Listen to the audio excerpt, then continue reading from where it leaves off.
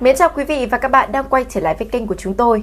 Rất vui được đồng hành cùng quý vị với nội dung quy định trong lễ cưới của Tiên Nguyễn là gì mà netizen lót xếp đợi chờ Hà Tăng vào hội bạn nhà giàu. Càng cận kề ngày diễn ra siêu đám cưới 7 tháng 12, mọi thông tin xoay quanh lễ thành hôn của Tiên Nguyễn, ái nữ nhà tỷ phú Jonathan Hạnh Nguyễn đều trở thành tâm điểm bàn luận trên mạng xã hội. Trong những ngày chuẩn bị gấp rút, thiệp mời của cặp đôi bất ngờ được tiết lộ một chi tiết đặc biệt, ngay lập tức khiến cho cư dân mạng xôn xao. Không phải quy định hạn chế ghi hình hay yêu cầu bảo mật hình ảnh cô dâu chú rể như một số đám cưới của giới siêu giàu. Điều khiến dân tình chú ý chính là dress code dành cho toàn bộ khách mời.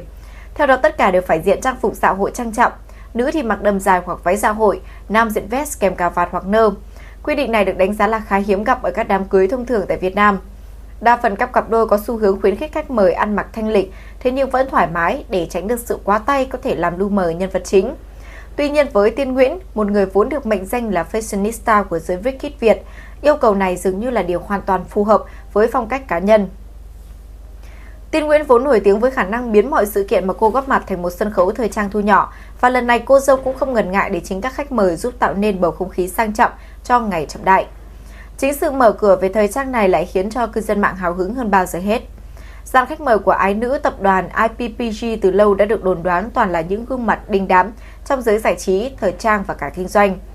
Cùng xuất hiện trong lễ cưới dự kiến có những nhân vật nhận được nhiều sự quan tâm như Hà Tăng, Linh Vin, Philip Nguyễn, Hoa hậu Phương Khánh, Hoa hậu Đặng Thu Thảo, diễn viên Băng Di. Những cái tên vốn luôn gây chú ý mỗi lần dự tiệc bởi phong cách thời trang chỉn chu và cực kỳ đẳng cấp. Không ít bình luận hài hước cho rằng siêu đám cưới sắp tới chẳng khác nào một mini fashion show, nơi mà các khách mời sẽ thi nhau tỏa sáng trên thảm đỏ sang trọng. Tiên Nguyễn trong nhiều năm qua cũng đã thường xuyên hợp tác, tham dự sự kiện cùng với nhiều nghệ sĩ lớn nhỏ trong Vbiz, nhờ đó tạo dựng được mối quan hệ rộng trong giới giải trí. Bên cạnh đó, mối quan hệ giữa các thành viên nhà tỷ phú Jonathan Hạnh Nguyễn vốn luôn là đề tài thu hút công chúng. Theo nguồn tin mà chúng tôi có, không chỉ có dàn nghệ sĩ tên tuổi và giới doanh nhân tầm cỡ, cặp đôi Hà Tăng Louis Nguyễn cũng chắc chắn góp mặt để chúc phúc cho cô em gái. Sự xuất hiện của vợ chồng ngọc nữ làng điện ảnh Việt Nam càng khiến cho buổi lễ được chờ đợi nhiều hơn, bởi mỗi dịp lộ diện, cả hai luôn gây chú ý bằng phong thái tinh tế, giản dị nhưng rất sang trọng. Thông tin về nhân vật chính của buổi lễ cũng đã góp phần khiến cho siêu đám cưới trở thành tâm điểm chú ý suốt nhiều tuần qua. Tiên Nguyễn là con gái của bà Lê Hồng Thủy Tiên, cựu diễn viên nổi tiếng một thời, hiện là CEO IPPG, và ông Jonathan Hạnh Nguyễn, chủ tịch tập đoàn Liên Thái Bình Dương. Mang danh ái nữ tập đoàn hàng hiệu, Tiên Nguyễn từ sớm đã thể hiện niềm yêu thích thời trang và phong thái giao tiếp quốc tế. Hiện cô giữ vị trí giám đốc quỹ vì cộng đồng IPP, phụ trách nhiều dự án thiện nguyện và hoạt động xã hội.